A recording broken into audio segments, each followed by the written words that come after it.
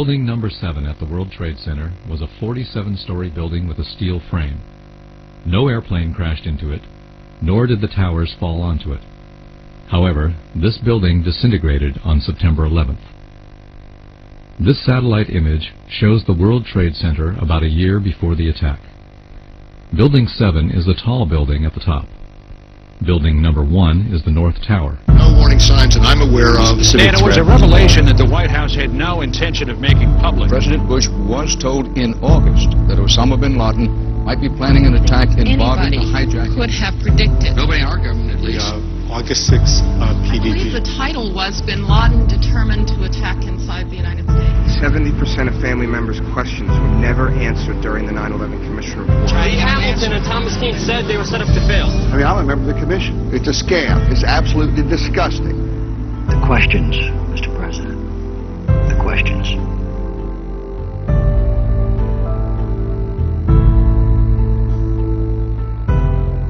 He's an architect experienced in steel structures. Now Richard Gage is touring the country with a controversial message about September 11th. Richard Gage is here to show us why he's calling for a more thorough investigation into the collapse of the World Trade Center buildings. Thank you so much for joining us. You're very welcome. It's great to be here. Well, first of all, give us a little bit more about your background. Well, I'm an architect of 20 years, a member of the American Institute of Architects, and I've been studying steel frame, fireproof buildings for about that long.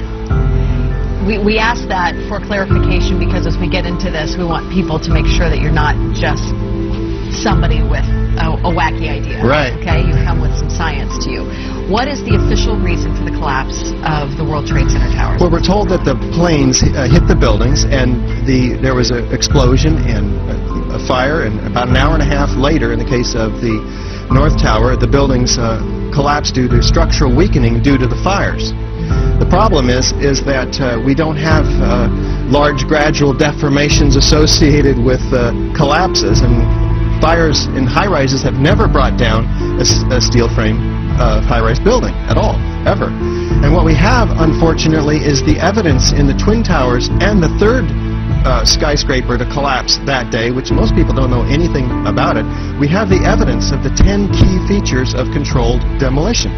In the case of Building 7, it collapses straight down into its own footprint at free fall speed in the first 100 feet. It's dropping, as you can see, symmetrically, smoothly, at free fall speed in the first 100 feet, 2.5 seconds.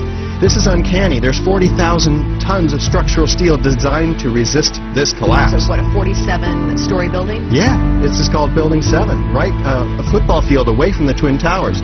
Okay, so what we're showing is left what happened. In fact, right is a controlled where you are using, or the people who made this happen, used demolition. Indeed, and this is a direct comparison. And you can see that, indeed, almost free fall speed, free fall acceleration through 40,000 tons of structural steel. That is uncanny. So we have 700 architects and engineers demanding a new investigation as a result of this evidence and the evidence in the World Trade Center.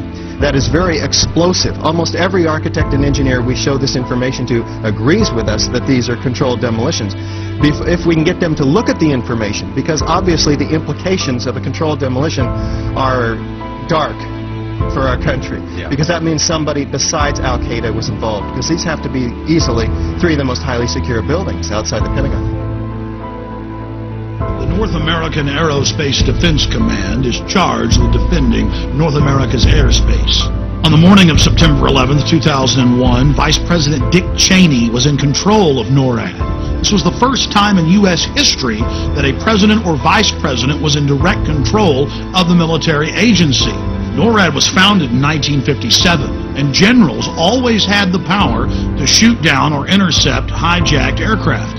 But on June 1st, 2001, just 3 months before 9/11, Dick Cheney ordered Donald Rumsfeld to allow him to take control of NORAD itself and the shoot-down procedure, and remove that power from the generals so they could do nothing. Here is a copy of the memorandum from Rumsfeld to the Joint Chiefs, telling them they no longer have any authority.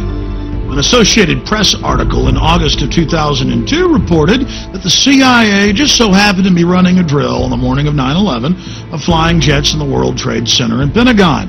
Then senior FAA officials ordered air traffic controllers to shred the tapes from 9/11 in violation of federal law.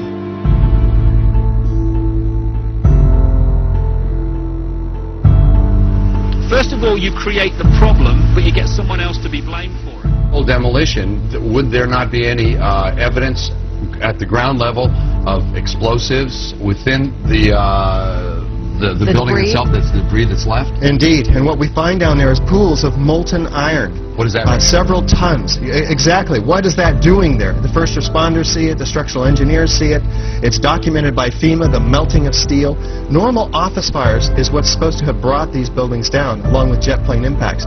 The jet fuel and office fires don't produce molten iron or molten steel. It doesn't begin to melt until 3,000 degrees.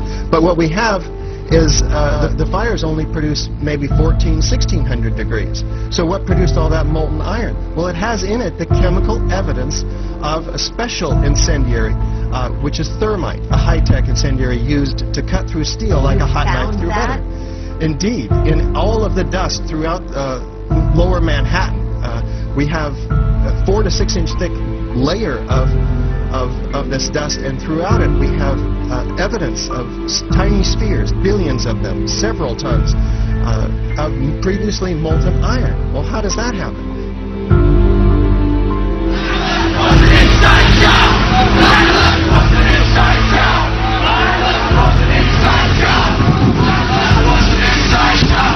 At that point, they, who have covertly created the problem and blame someone else, who glean that reaction and do something, then offer the solution to the problems they have created. Is there no way that they then could still be the enemy that placed those in the buildings first and then did the incendiary device via a plane second?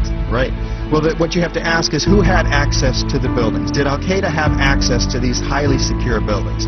Probably not. Did they have access to sophisticated nanothermite, where the particles are 1,000 times smaller than a human hair?